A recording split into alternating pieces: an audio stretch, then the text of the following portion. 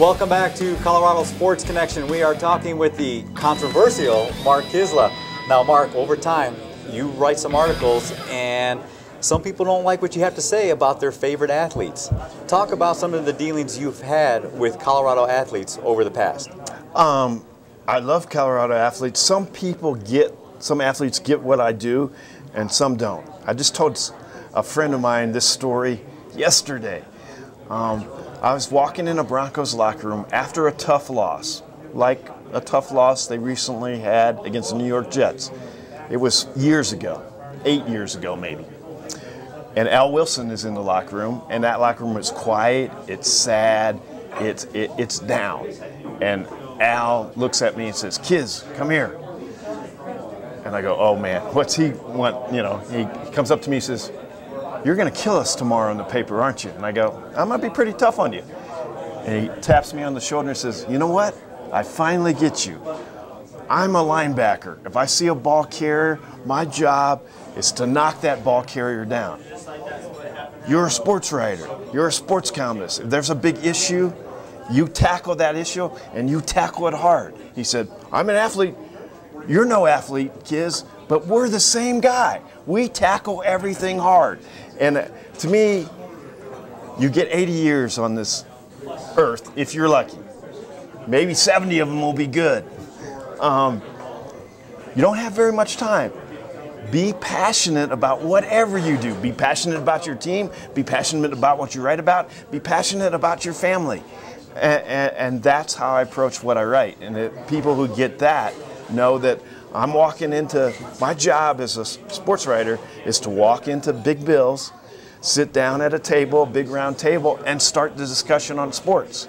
And anytime people get together and they can have back and forth, that's communication, that's living, that's being passionate. And that's why I love sports. You write an article, okay, and you write a tough article, but sometimes how do you feel when you have to walk into that locker room and the athletes, they've seen your article, they've read your article, but then they're reluctant to talk to you?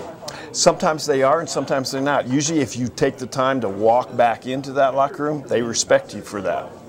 It's just like the Al Wilson example. If you give a guy a hard hit and you pick him up and then you line up against them for the next down, okay, we go at it again.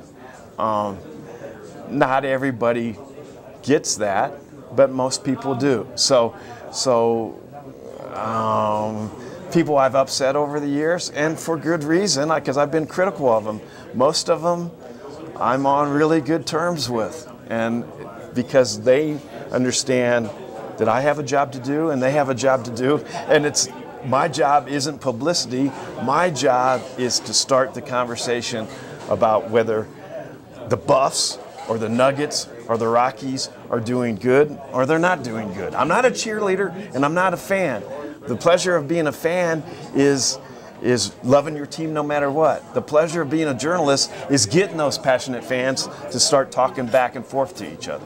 Now, you talk about the fans. Now, you have fun with them in your article where they write you some of their feelings. Yes, it's called Kicking It with Kiz. It's a mailbag every Sunday, and some people call it Kick Kiz, and they kick back at me. And you seem to have a lot of fun with that. Now, does that also translate to, like, when you're out here in public, people throwing out these little comments to you? And how do you handle that?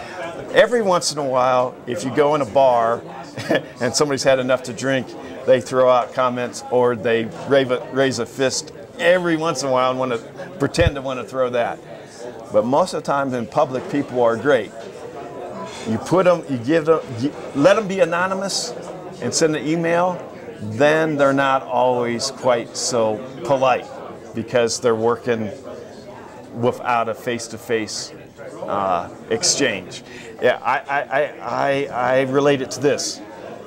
Sometimes somebody cuts you off in traffic on the highway, and if you don't know who they are, you might honk the horn, you might send them a little message with your hands, but if you drive by them then and you look over and you see it's your neighbor, you go, "Oh, I wouldn't have ever treated my neighbor like that."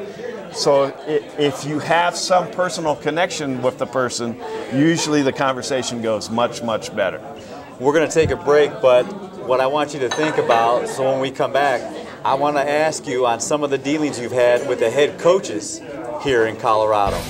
When we come back, we'll continue our talk with Mark Kiszla of the Denver Post right here on Colorado Sports Connection.